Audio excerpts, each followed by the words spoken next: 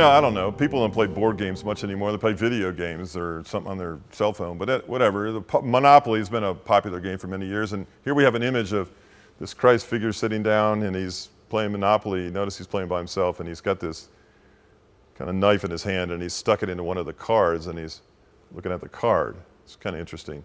Kind of portrays life as somewhat of a game at times.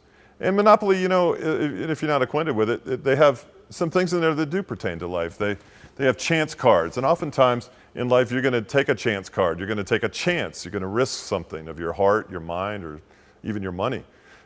Community cards. We live in community. We live in the context of being with other people and friendships and even interacting with enemies. We mortgage our futures, just like they do in Monopoly. We get into debt. We suffer foreclosure. We risk foreclosure at times. We think we own things. The bank actually owns them. And then we realize, no, God actually owns the bank and he owns everything else. We're trying to fulfill some sort of American dream or some national dream of some kind. And sometimes there's free parking. And free parking, you kind of just rest and be idle and try to figure it out.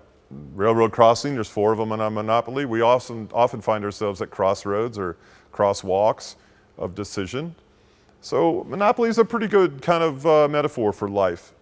But it's this one card that Christ is looking at that kind of gets me. It's this one thing that caused him pause to stop and reflect upon. I got a strange question for you, and not all of you would be able to answer this in the affirmative, but have you ever spent the night in jail? It's a strange feeling. I've done it. More than once I've done it. I've spent the night in jail, not voluntarily either. I've voluntarily gone to a lot of jails, but on a couple of occasions I didn't have a choice. I was staying, all right? You know any idea what that's like? It is a strange feeling. It's a strange feeling to all of a sudden say, okay, I'm done with this, I'm going to get up and go, and then realize you can't go. It is a strange feeling to have your choices taken away from you. It's a strange feeling to be told where you're going to be and when you're going to be there. And it's very strange when you're not accustomed to it. I can't imagine for extended periods of time. But he has this one card that he's looking at. It's a get out of jail free card. Interesting. What jail? Well, sometimes you land on the jail. Well, not all of us have been to jail, but yeah, we have. All of us have been to jail. There are certain things in life that we experience that limit us emotionally, relationally, socially, intellectually, spiritually, physically, that are forms of jail. And there's not always freedom readily available. Sometimes circumstances hem us in, and sometimes we find ourselves in bondage. Sometimes we find ourselves locked up. You can actually sit in a prison, and I've met many prisoners in prison ministry that are freer than people that are outside the walls of the prison.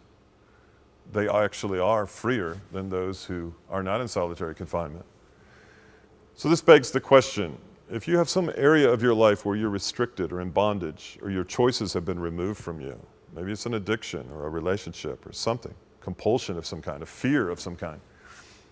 If something's dictating to you your level of freedom, remember this, it is for freedom that Christ has set us free.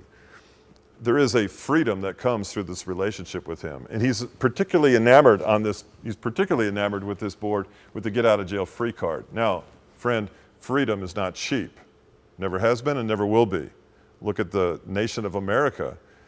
Freedom that the United States enjoys is not free. It came at quite a cost. A lot of blood was shed for the freedom that we enjoy in this country. But we're thinking about the blood of Christ now. The shed blood of Christ is the expense for which we can experience freedom, and he has a get out of jail free card in his personhood. In relationship with him and trust in him, he will impart to you that freedom, and therein lies the divine monopoly.